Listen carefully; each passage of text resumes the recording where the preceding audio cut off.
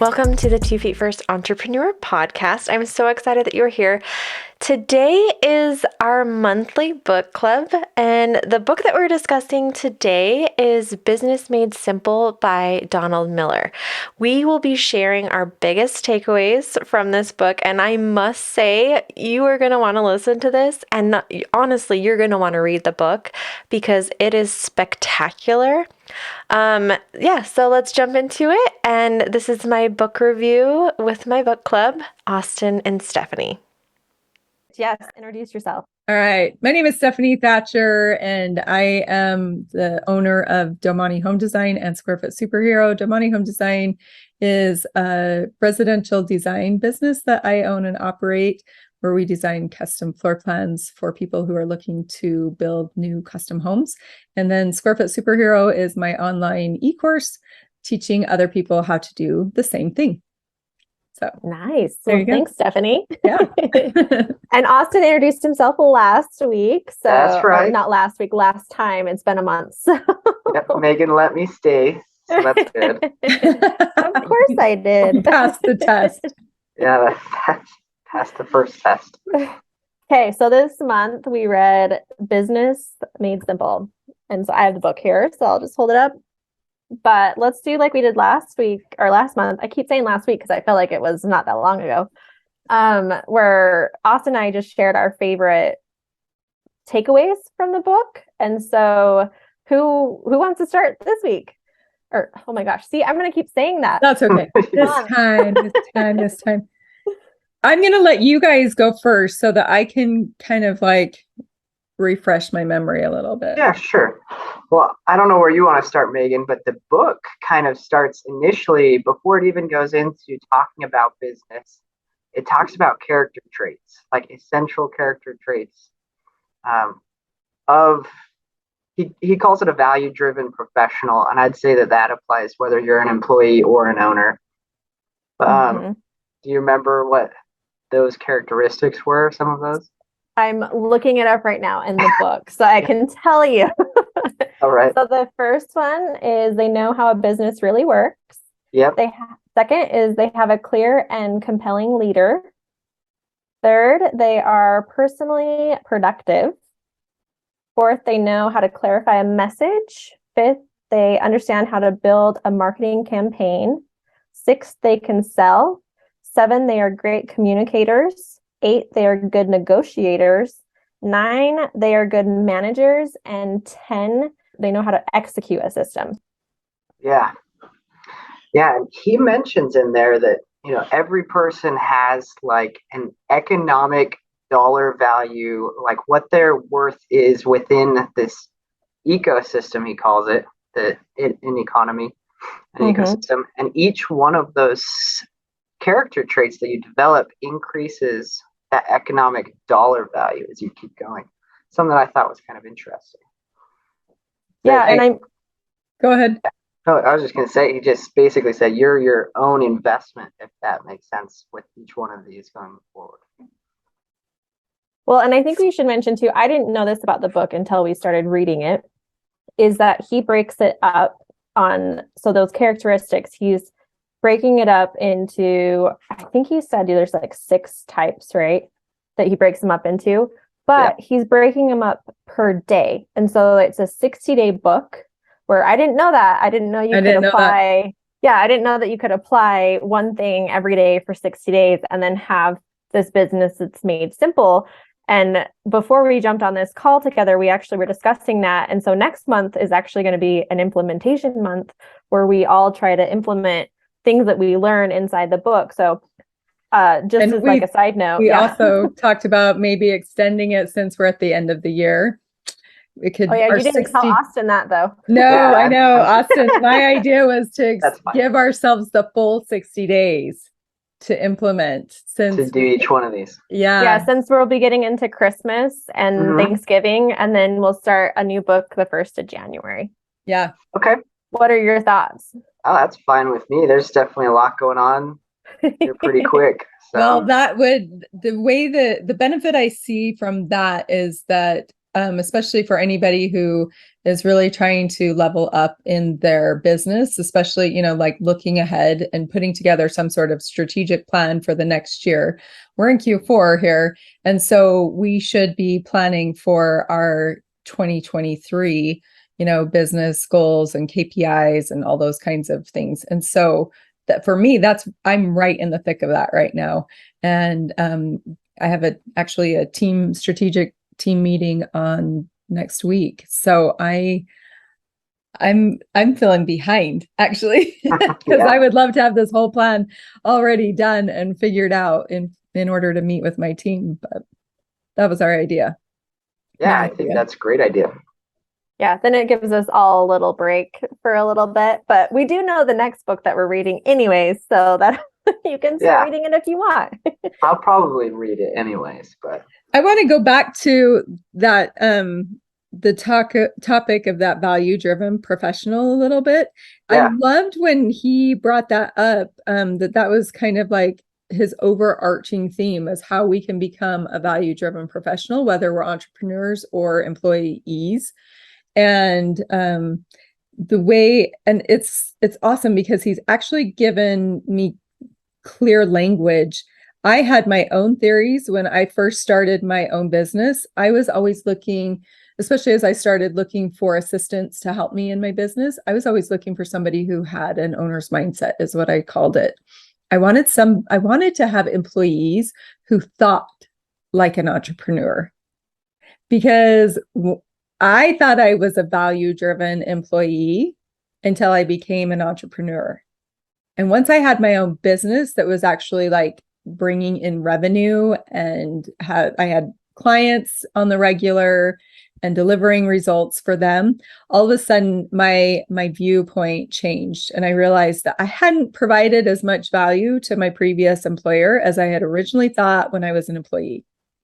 And so because the way that he describes how this value-driven professional, those topics that you read to us, Megan, is, and I was actually describing this to a friend of mine about how any employee could go to their employer and present themselves as that value-driven employee and get better results, like get the promotion, get the raise so much easier. When I was looking for a raise at my last place of employment, it was just like, I've been here for 10 years, so I deserve a raise. Right. That was my only platform. I think a lot of people think that way. I've been here for a long time. So I've given you a lot of years. Starting. So, I mean, and for me, it was just like, just based on economics alone, inflation, I should get a raise.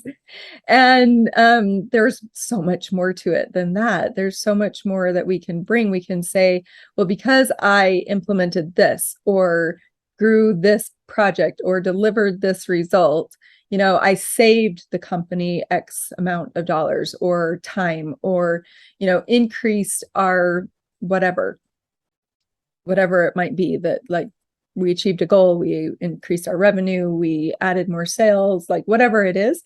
And so all of a sudden now you have actual results, tangible results that added to the overarching goals of the business. And so now you really are that value-driven professional. So that's just the terminology that I have always used, is that owner's mindset. But I love how he calls it a value-driven professional, because I feel like anybody, whether they have an entrepreneurial spirit or not, because not everybody does, they can see their own value and they can add to that value. So it's a really good term, in my opinion, that he uses. I love it. Well, I love how he says in the book, I'm going to quote the book, Austin knows this. So he says that you need to give people a return on their time, energy, and money. And I love that he says energy in there, because that's not something that you think about very often. Normally we're only thinking money or time, our time, right? But energy is one that you normally don't think of. That is actually something that's really huge. I just went through a season of doing something that was new to me in my business. And when I got back to what I really knew and was passionate about, I felt rejuvenated. So I was talking to Megan just the other day about how my energy came back. And I didn't realize how drained I was from an energy standpoint doing some of these things. And so, yeah, for me, it meant that I did need to, look for resources outside of myself, whether it was to save myself time or skill set that like adding skill sets that I didn't have to help me maintain my energy to keep moving forward. So energy is huge. Yeah, Mhm. definitely. It's true. It's so true. Okay. So we're still talking. I'm trying to go through the book a little bit. Okay, good. What's something else that stood up to you, Austin? Was there anything else in Oh, that? I've got a list.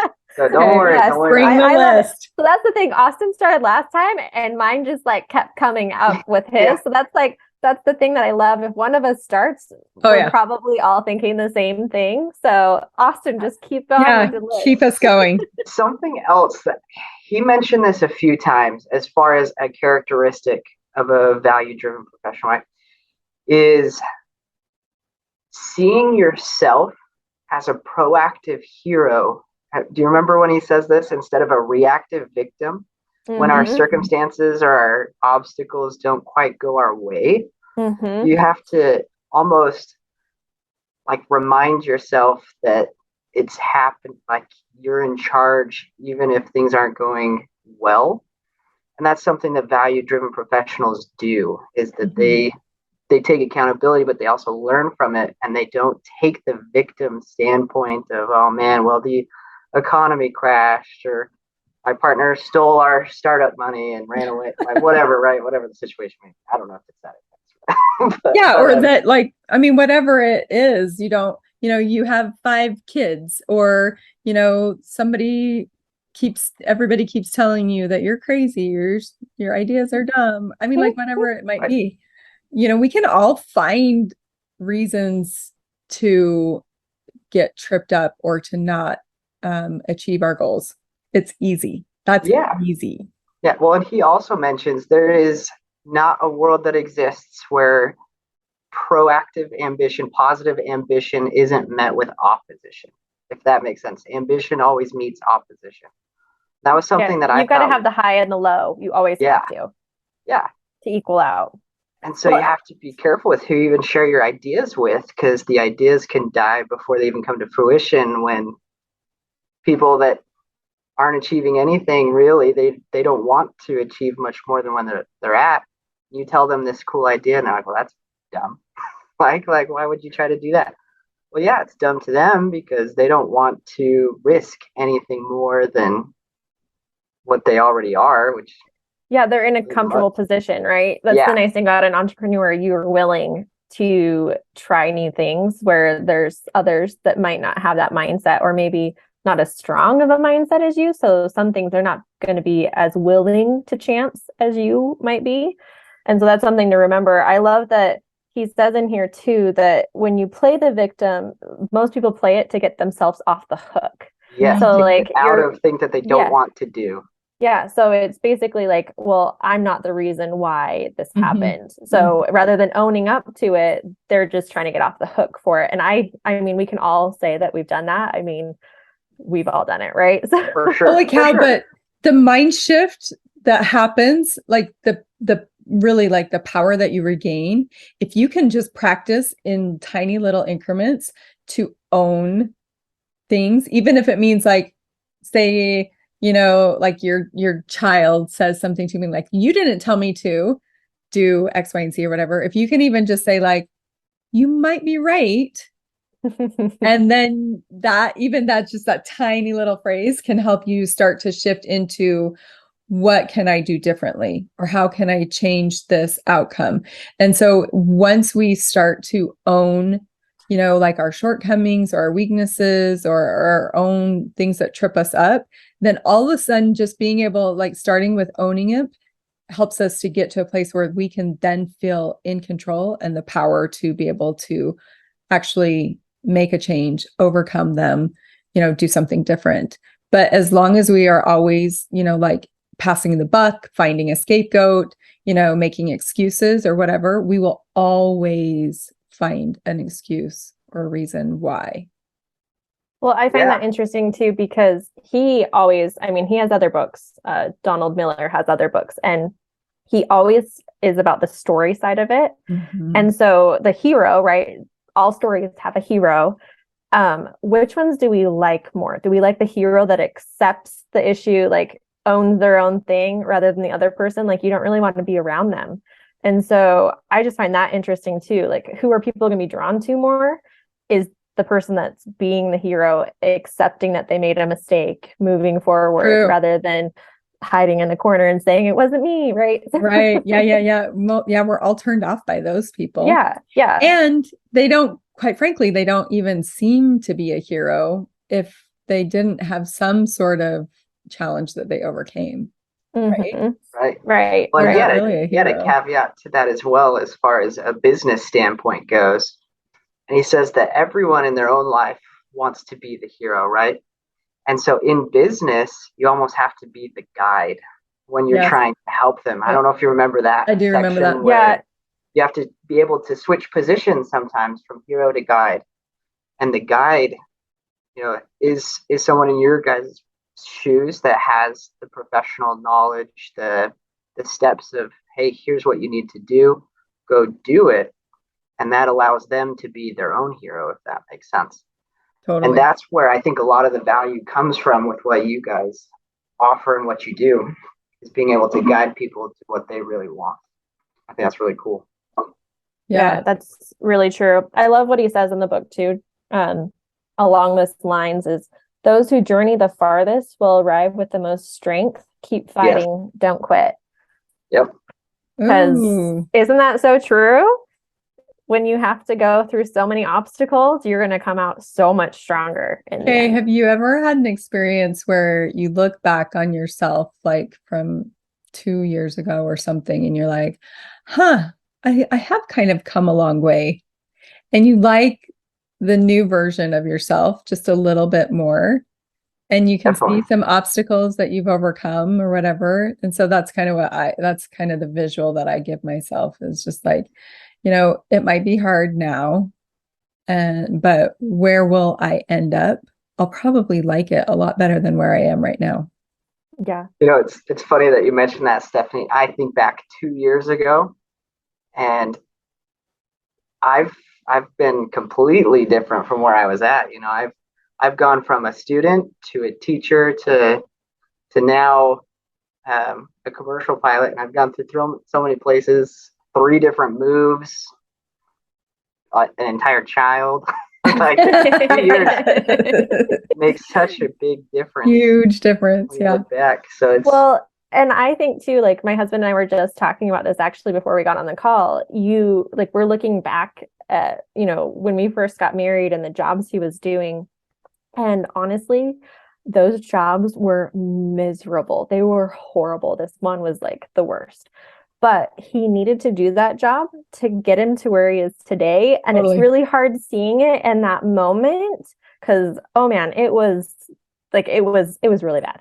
And so now that we look back and we're like, well, that was the step you needed to get to this, to get to this, to get to this. Without that, we wouldn't be where we're at today. And so I think that's something else that we need to remind ourselves is like, okay, well, what can I learn from this to get me to the next step?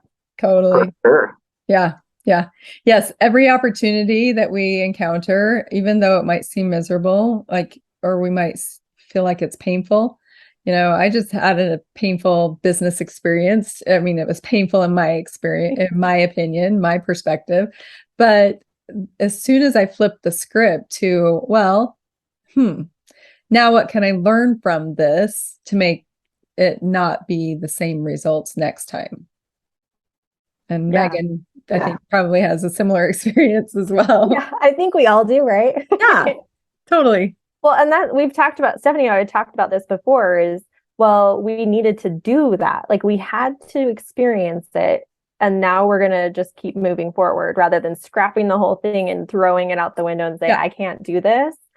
Now we're like, okay, well, we know it doesn't work. Exactly. Yeah. I think that figuring out what doesn't work is one of the only things that is in our control. We can't figure out what does unless we figure out what doesn't. Well, you don't know what does work until, Exactly. right? Like that's the key Yeah. is you don't know, like if you're doing something and you're like, well, it's working. And then, but if you do something, you're like, well, that doesn't work. Right. Yeah. You have to have it to know what's really working. Mm-hmm. And I think that goes right into another point that he made in this book, which is, do you remember when he talks about inviting clarity rather than confusion? And I he don't says remember that. Go more. oh yeah, it's different, interesting. He says that a lot of people, when they think that they're confused about what they need to do, or something along those lines, that they're choosing to be confused as an excuse to not do what they are scared to do, if that makes sense. Ooh, Yeah, that's so this me is all the on day 8, just so you Yeah. kind of know. Okay, So it's cool. on day 8 and it Good. says, do not choose to be confused. Yeah. Okay, now I remember that. Yeah. Yeah. That's And that was awesome. Good how many reminder. times were we faced with these obstacles that we know we have to do, and we're like, I don't know what I should do. We do know what All we the need time. to do most of the time, right? We just sometimes don't want to do it. Okay, Or choose- And sometimes you overthink it rather than like just trying it and seeing if it works and then moving on to the next one that you were like, okay, should I do this or this? Yeah. It's like he says, we just don't want to do the thing that we need to do. Mm-hmm. And normally we're having excuses because of that reason, because it's difficult and it's hard. Yeah. So I'll share a quick story. I recently had an experience in this where I was trying to make a decision and it felt a little bit painful, and I wanted to, explore all the options and think about it and stay in that stuck feeling, because it was a big, kind of hard decision to make. It involved some money exchanging hands and whatever. And I finally just got to the point, I didn't have time for all of that nonsense, quite frankly. And so I finally just said, I just had a little, heart to heart with myself. And I said, Stephanie, look, what is the decision that you're going to make in 2 days after you've had enough time or whatever to think about it and stew about it and analyze and study and, pros and cons lists, whatever? Like, what is the decision that you're ultimately going to make? And I knew at that moment that I was ultimately going to make this one decision. And so I just told myself, just stop the nonsense, just make that decision now and save yourself the time and trouble. Yeah, that sounds a lot easier than it really is. It does sound easier, situation. but I had to simplify it that way for myself in order to just move forward. And I also just saw a post. Megan and I both follow a same Instagram account, and she recently had a post talking about, like giving people some action steps to get their business started. And really at the end of it, she just said, don't think too hard. And it was a big list. And to me, it involved things that could take weeks. And she said, this should only take you like a day or two. And I was like, whoa. And she's right. If you don't overthink it and let yourself get stuck in that confused state, then it really is a quick to-do list. And in the book, he says, so the question that we need to ask ourselves, and I really, really like how he put this, is if we were a different person looking at your life from the outside, what would be the obvious right action to take? Because, we'll look at other people and we'll say, well, they should do this. So you need to do that for yourself. Try to step back and say, well, what's the obvious choice here?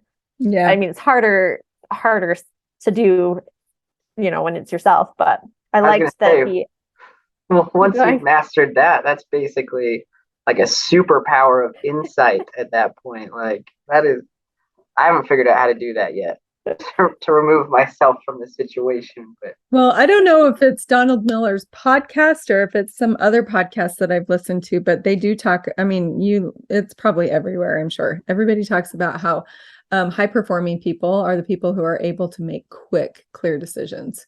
Mm-hmm. And they don't let themselves get stuck in overwhelm or indecision. He mentions that. And I think the reason why, and he has this, I think it's the day before this one, is, nope, it's the one before that, I believe. It's about being clarity. They have such a clarity on things that that's why they can make the decision so quickly. Nice. Yeah. rather than we're undecisive, right? Like, and they're like, nope, this is like, it does it fit or doesn't fit? And which direction do I want to be at? And that's the way I'm going. So I like how Austin says it. It's a superpower, and it's like basically a muscle that we can develop. So let's do it. Yeah. And he mentions it when he says clarity. I think he says to choose clarity over confusion. And like it's a choice that we have to make before these other choices are even made.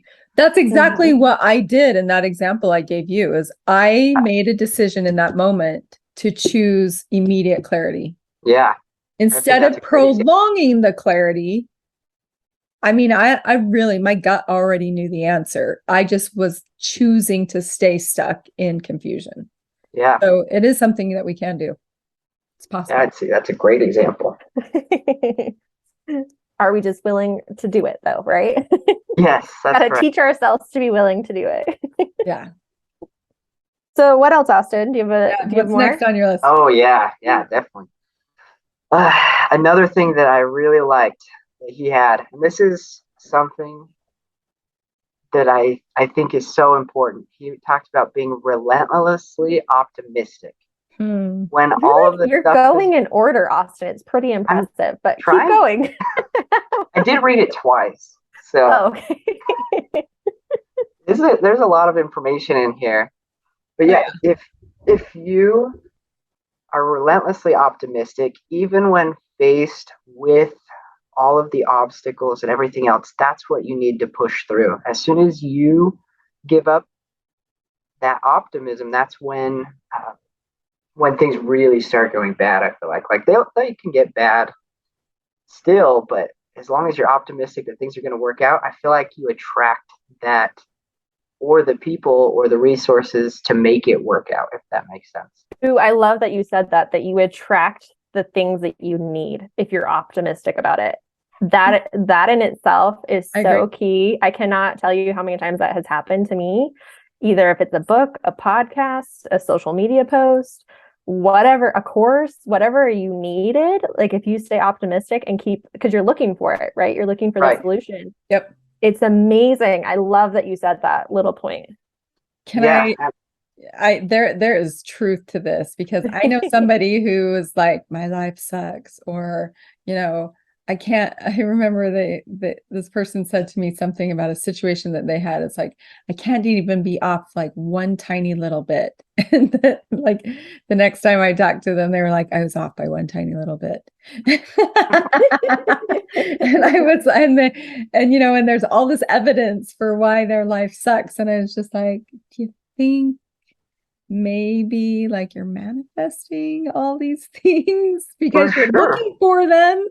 Because that's what you're thinking about. That's what you're like focusing on. So you see those things more. Well, those are the choices you're going to make too. Yeah. Yes. Yeah. What choices do you make when you're looking for, the way that things will go wrong, or the person that's going to get in your way or whatever, then it will happen. One time I was driving and I was late and I kept saying, I am on time. I am on time. And like, it was like the Red Sea parted. It was awesome. Cars changed lanes in front of me. The lights turned green. It was awesome. I'm not going to lie. I tend to be on the other spectrum of that. I'm running late. Oh my gosh. I hit every light on the way here. Yeah. How is there a That's crash? because you're paying attention to it. That's because you're paying attention to it. That's exactly right. That is funny. All right. What's next? Oh, you guys got any? I've still got more. So I have to hurry and say though, on that note, so I'm kind of going through the book. He says, nothing will cost you more in life than predetermining belief that things aren't going to work out. Oh, for sure. I love that point. That is So predetermining that something's not going to work out it's like we were saying before, when you have an idea and you go to somebody and they're like, well, that's not a great idea. You shouldn't do that. Like that's essentially, if you did that yourself, you're just cutting yourself short basically of what you could be at the end. Right. But I think that it's actually part of the natural human being to be like, well, this isn't going to work out. It's almost like a defense mechanism so that they can protect themselves from the heartache when it doesn't. And they predetermine it in that effect, but only to cushion the blow of them not putting in the effort. Yeah. So I read like tons of books, podcasts, whatever. Everybody talks about how, how we were made as humans and how our brain works. The And fight or back, flight. yeah. And like, yeah, basically back in the day, like we had to be afraid that, there's going to be something that eats me and so transitioning and training our brains to think differently is going to be hard because it's wired in that way for a Right. purpose, right? And so I think that's it's easy to think like, well, that's not possible, rather than, well, what if it could be possible? Like, I have to say I'm very blessed to be a natural optimist. My That's first good. response to everything is like, yes, totally, that will work. That's a great idea. Let's do that. Yes. Almost to a fault, I will have to say. But I actually enjoy being very optimistic. It's actually a fun place to be. I do as well. I think it's hard though, because I think if you're around people that are less optimistic than you are, they almost like Drag you down. drag you down a little bit. they Like suck your energy. I read Ew. another book that they call them the vampires. They're the vampires, and so they like suck your energy out. it wasn't on here, but it was something that I saw, and it was probably just on Instagram or something. But it's a person carrying. They're like, there's two types of people, and there's one person, and they've got a full charge, and they're charging other people, and then there's another one that shows a low charge, and they're sucking the charge out of everyone else. And for sure, I think that that's the case, both with energy, optimism, Totally. and everything else. Yeah, like Well, and he does go into like the growth mindset and the fixed mindset in the book as Yes. well, which is the same. It's like the same concept of, do you have a growth mindset, or are you fixed in what you think is possible? Yeah. Mhm. And Your beliefs and yeah. Mhm. Yeah. Yeah, that's actually the next one. So Oh, perfect. look at it. See, he did it on purpose. It just like goes together, natural right? So sequence. Does go together. perfectly. Yeah. So do you have more, Austin? Because mine like jumps ahead of Oh, what go for it. I loved. Go for it. So what I mean, because you take what you're kind of going through, right? We talked about, if you're manifesting, basically it's going to come to you of what you're trying to obtain or learn. And so I've read his other books before, and, it hit me then, but it didn't hit me as much as it did this time.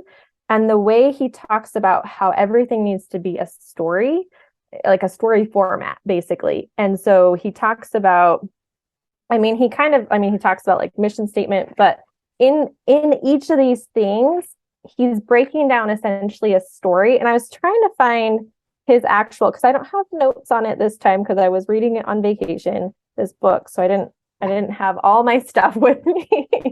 But he breaks it down of like, you basically have a hook, and I'm gonna have to find it because I know what you're talking Yeah, about. he talks about the wonderfully. hook and like the peril that the hero is in, the obstacles that they Yeah. have to overcome. Yeah. Yes. And I love that like that can be applied to everything. And that's how he talks about like selling to people.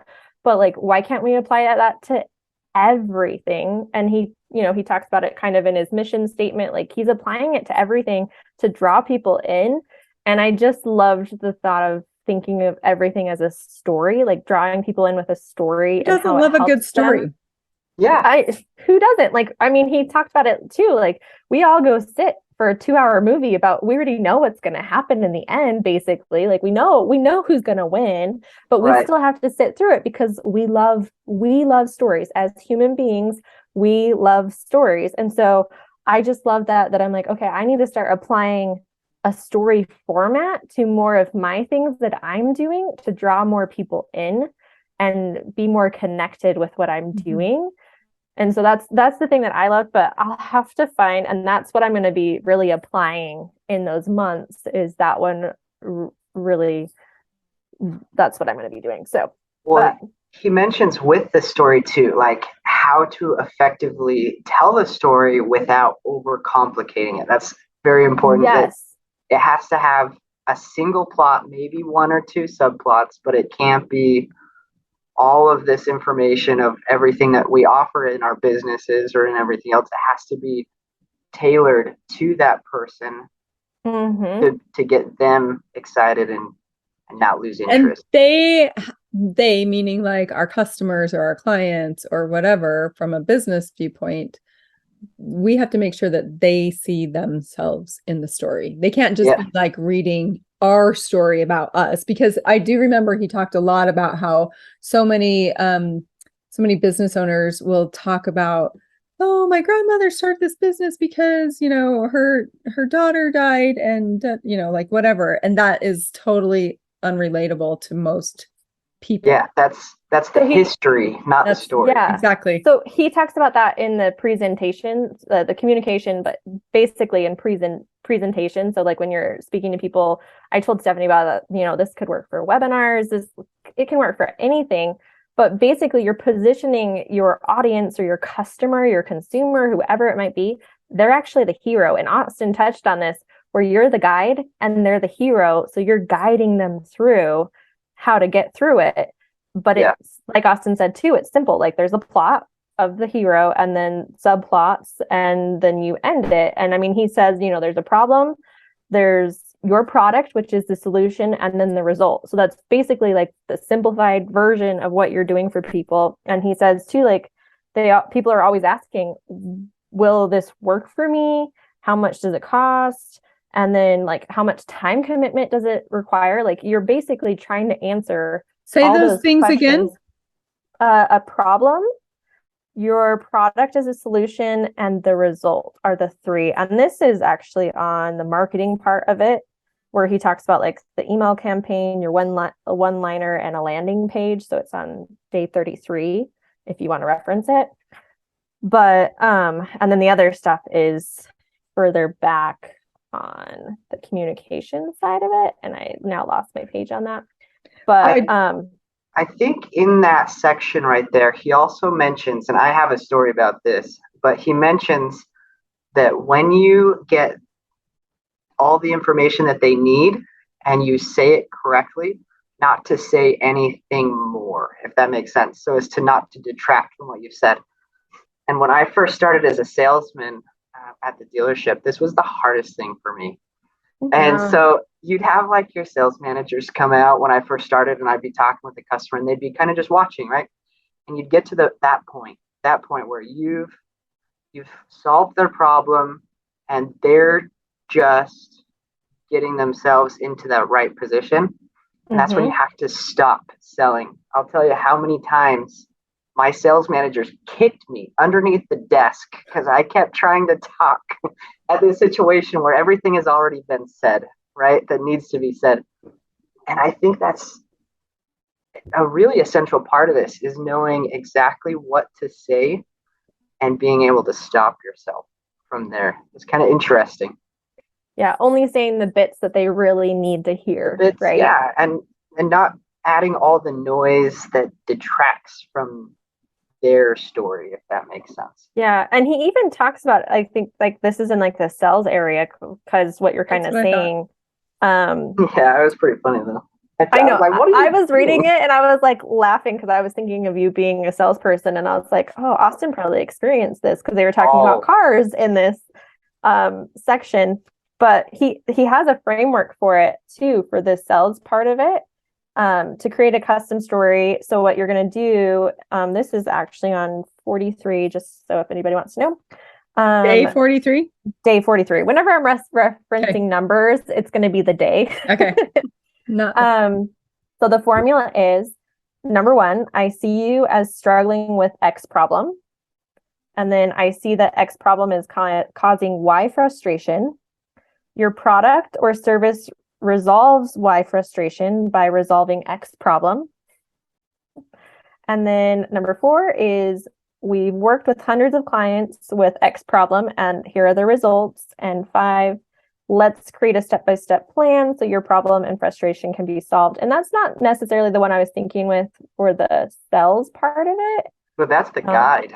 That's 100% the guide right there. That is the guide, because there was another one with the selling part of it. So that wasn't the one I was thinking of. Because I always have called, he described something, and I can't remember all the ways that he talks about it in the book, but I've always called it the walk away power, where doesn't he talk about how you let them have more ownership in the sale or something like that than you do? Like You let probably them care more. make them feel like they have more power. Yeah, Yeah. he talks about that in negotiation. That's what it is. Yeah, there's a part in negotiation where he talks about who has the power and making sure that they feel like they have the power, even though you were accepting of what the end result was. Oh, that's exactly what it was. Yeah. I loved that part. So let's not forget to come back to the negotiation. Okay. Yeah, I'm struggling at finding that spot, Austin, but Oh, you're fine. Well, if we're here, we might as well just talk about that part. yeah, let's just Okay. talk about it. We've moved on to it. Negotiation. It's totally Let's go. fine. The negotiation. Do you guys remember that part where he talks about there's two types of negotiation? Yep. What are they? Do you remember, Austin? Because I can't Was remember. it the win-win and the lose? Yeah, but Or is what did that he which one you're what talking did he about? call it? He called it something specific. He called it the Megan.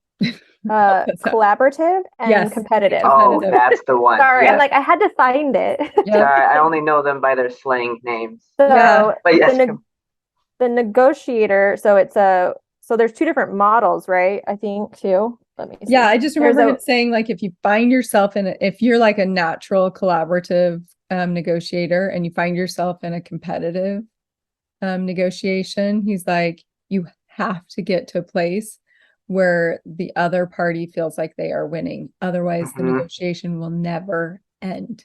Yeah. And So normally if you're with a collaborative person, it's a win-win for each of you. If you're in the competitive one, they want to win and make you lose. yes, yeah, exactly. yeah. Okay. I definitely have clarify. experienced that a lot. I loved his story in the book about how he was able to detach himself emotionally from a desired outcome, Mhm. specifically the one about him and his wife looking for property and trying to buy the neighbor's property. And then they emotionally detached themselves from that specific outcome and ended up with a better outcome at the end of the day. And so that's what I call the walkaway power. If you can separate yourself emotionally from the outcome, then I feel like then you actually have a little bit of a stronger hold on the situation. Well, normally when you're emotionally hooked to it, you'll make drastic, not smart choices.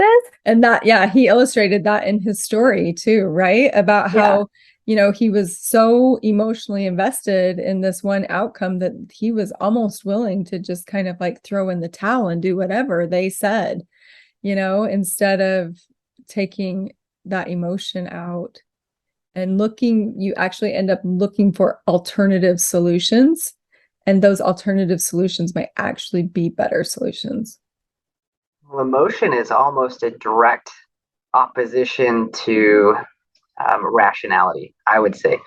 So as soon as you're emotional, rationalization goes out the door, goes out the window. You basically are like, you picture yourself emotionally of how this is going to work out, even if logically it doesn't make any sense. It's why it's so much easier to parent other people's children. That's right. I just have to say, because we're all emotionally detached from that situation. As soon as you're emotionally involved in a parenting situation, like. Well, I mean, that can be applied to business. You are emotionally, like you have put in a lot for that business. So you're emotionally involved in that business. Mm-hmm. So it's like we were talking about before, like taking a step back and trying to make the right decision because emotion plays into it, even though we didn't talk about it back there. Yeah. So for example, I had a business coach once who asked me about my sales process. And I was like, I don't have a sales process. I don't sell. I literally thought I wasn't selling anything, even though people were hiring me all the time to design their custom home for them. And I realized at the time, after we had that conversation, that the reason why it didn't feel like I was selling was because I knew the value that I was bringing to the table. And so at that moment, I was emotionally detached. It was just like I had presented to them the value that comes from, working with me. And so now the decision is up to them.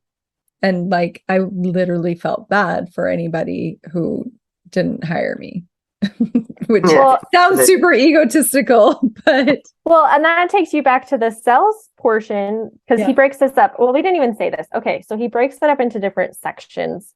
We did not specify. So there's leadership, and he always, Austin, I'm surprised you didn't even mention this. He talks about it about an airplane, right? I've definitely got that coming up. He's got it. Well, okay, why don't you tell us and then I'll go off onto the sales part. But I mean, maybe I'll hurry and say it before we forget about it. But as Stephanie was saying, it's a qualified lead essentially. If they're even qualified. Yeah, you gotta start there. Yeah. And so selling isn't going to be an issue, and you won't even think of it as a selling if they're qualified. Right. Because you're just trying to help them. Yeah. And so, and that's maybe why you didn't even think that you were selling. Exactly. When we think of sales people, no offense, Austin, but you think of the car salesman For sure. trying to pressure you into things. And I mean, there's other salesmen too, the people that come to your door to sell solar. You're like, there's so many things. Well, I mean, I don't know about you guys, but I have been I've been trained in that alternate sales strategy. It's just like pressure sales. And it never works. No. Well, and it's terrible. like the guilt sell too, right? Like you see those on social media now. Like if you don't do this, you're going to miss out, even though you're like, well, do I really need it? And even if it does make the sale, then like 9 times out of 10, the next day when the emotion is gone and the rationality is back, the customer isn't happy anyway. Exactly. Yeah, which is a negative impact on you. Totally. And they're not a qualified lead. I definitely saw a lot of that at the dealership too, as far as like there are pressure salespeople out there and they love it. They love it. Yeah. And they can make sales, but they don't get repeat customers. Right. Exactly. Or referrals. Referrals. Yep. And so, it's easy when you're solving somebody's problem to not feel like you're selling anything because you genuinely care about their end result and, their situation improving. It's gold. Okay, so I'm going to hurry and say those topics, and then Austin, you can go into the business part of it because I thought of you, of course, when that came around, and it makes complete sense. Yeah. But so he breaks this book's basically broken down into different. We were talking about the characteristics at the beginning, but you need to have leadership is the first one and he also talks about. We didn't even talk about this. He breaks it up based off of what he feels like is the most important first, where most people think sales come first or something else comes first, but he's breaking it up into categories where he has, he has business experience, he has past all the things, he knows what he's doing, right? And he's putting it this way for a reason because it's what works rather than the other way around. And so these categories though is first, it was that we need to have leadership in place. And each of these, he breaks them down in there. That's where the mission statement comes in. So everybody's aligned in the journey of what's happening. The next one is productivity. And then I think it's the business one. Yep, business. And Austin will go through that in a minute on that.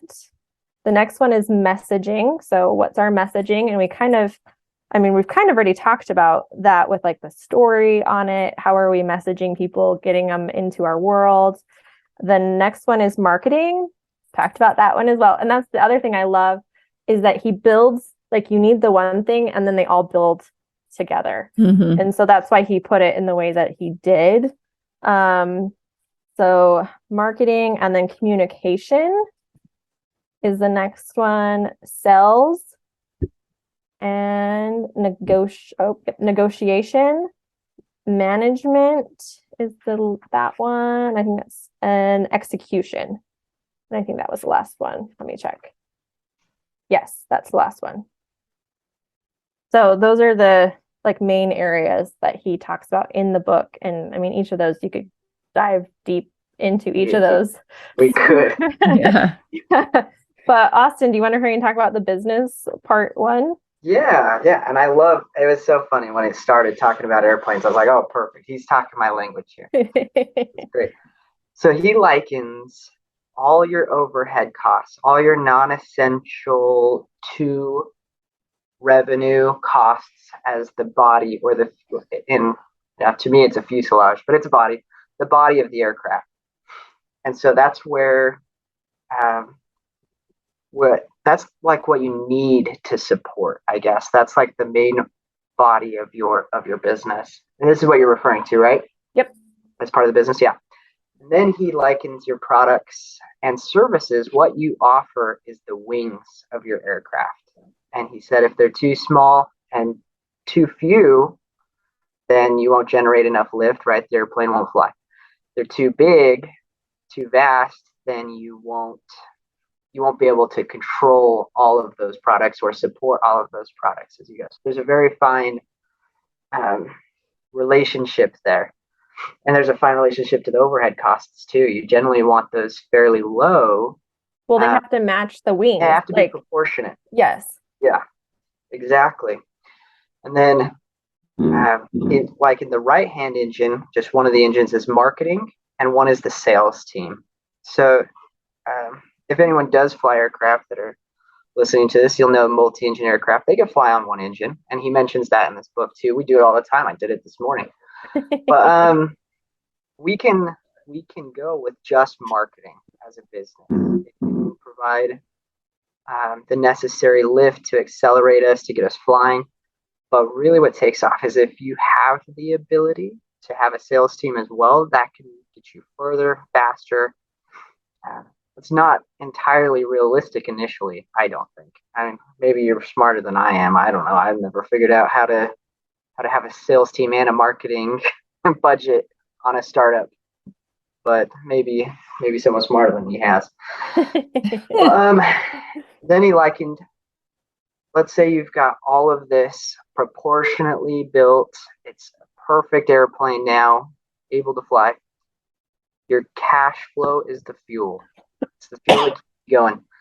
And this is something that I found in some of my other businesses that we went through, is that I felt like our products were good. Our overhead was low. We had a lot of good things going for us, but we couldn't get the cash flow right. That was essentially, I don't know if you guys have ever practiced anything like this, running out of fuel, right? I did that this morning as well. You glide for a while, right? But if you don't have good cash flow in your business, it's going down at some point. Yeah. So he mentions it happens fast. It does. Yeah. It does. And so, yeah, I mean, when you're up at even 30,000 feet, you've got about 15 minutes to figure this out. And I'm sure it's not much longer in your real business as well. You've got to figure it out pretty quick, or else it's going to end up in a crash. Yeah. So yeah, that's kind of the overview, I guess, of the business, how he likened it that way. Yeah, well, and I like that he likened it to an airplane because, I mean, Austin, you know this, and you've kind of told me all the little things that have to go into an airplane to make it work.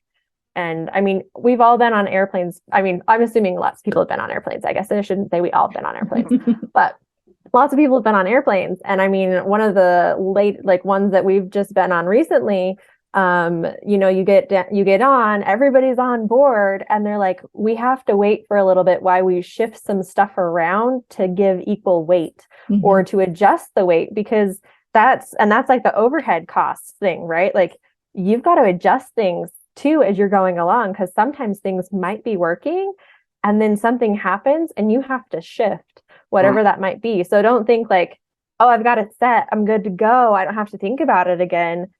That's not the case. Like you have to tweak as you go along. Yeah, for sure. Yep. I'd say that flexibility and being able to pivot in your business is essential to getting that all correct as well. Definitely. Totally. Well, and I think it's a good idea. I mean, Stephanie and I just did this last month, I think, where we went through our expenses. We shared our expenses with each other. And so we would question each other's expenses. And I think that was such a fabulous like thing to do. Yeah. Cause I'm like, I've never done that before. But when she's asking me, well, why do you need that? And if I can't tell her, why do I have it? Right. And it was such a great exercise where there was things that I'm like, oh, I have to have it for this, this, this, this. And she's like, okay, perfect. Yeah. You can Your keep that. accountability partner. I like it. Exactly. Yeah. So Yes. like if anybody doesn't have that as being, an entrepreneur running your own business, I would recommend totally sitting down with somebody and doing that exercise because And somebody right, outside of your spouse. yes. Someone outside Because like we got to get the emotion out, right? That's well, and right. you have to have somebody that's in the business setting too, because then they Yes. kind of understand it rather than like somebody that's like, I don't even know what you're talking about, right? Yeah. So that was the nice thing. We're kind of in the same, we're not in the same realm, but we are in the same realm. And so it was nice that Exactly. you could understand, like I tell you something and you'd be like, okay, yeah, That makes sense. I'll let you keep it. yeah, I'll let you keep it this time. Or maybe you should think about changing that. Or why are you on this Well, plan? and you showed me ways that like maybe you can combine these things, that took just somebody who understood the application a little bit differently to say you can maybe use it this way instead of that way or whatever. So that was helpful for me too. Yeah. So, I mean, just like with the body part of it and all the different aspects, if you can pull somebody in too to just kind of help you, am I thinking of this correctly? Am I really, using my cash flow effectively? I think that's a really great to have an outside opinion sometimes. And you have to be willing to share it though. Because that was the thing. Stephanie's like, are you okay with this? I'm like, yes, I'm totally fine with this. I'm excited. Where some people would be like, no, I'm embarrassed. I don't want to tell you. Yeah. And that's where things go wrong. And I think that's we have to be open to share with what we're doing, what's not working, what you're spending money on. Because I think there is a huge trap that we can fall into as entrepreneurs because I find that I create my own little safety bubble. And I don't want anyone to burst it. And so I keep it all really close to me, right? Instead of letting people in and getting that outside objective or a different perspective or something like that. And I mean, I'm not saying you need to tell everybody all the details, but like Megan said, find the right people who have a similar understanding of what you're doing and they understand and support your objectives too. So that they can be, but like I said, not a spouse maybe or something or a partner in the business, whatever. Like maybe you just need to have that third party who can almost like a mediator, right? Yeah. Somebody who can just come in and play that objective outsider who can give you a different perspective. And I heard the phrase use echo chamber, where it just we say things or we do things in this little chamber and it all bounces back to us. And so we're hearing the things that support our ideas and our decisions and whatever. And so if we can just like step outside of that echo chamber for a minute and get some outside perspective, it's super helpful. Well, and even I love to like when we were talking, there was things that I'm like, okay, I'm going to try dropping them or like dropping the plan of it. And some of it, like after a month, I'm like, oop, nope, I need to bump that. Nice. Like I need to take that back because you don't realize if you need something sometimes too. Hell, it's gone. And so maybe challenge yourself if you're like unsure if you need it or not, get rid of it and see if it's actually a need or not. Mm-hmm. Yeah. And do that yearly audit. I did an audit on because I got a new business credit card.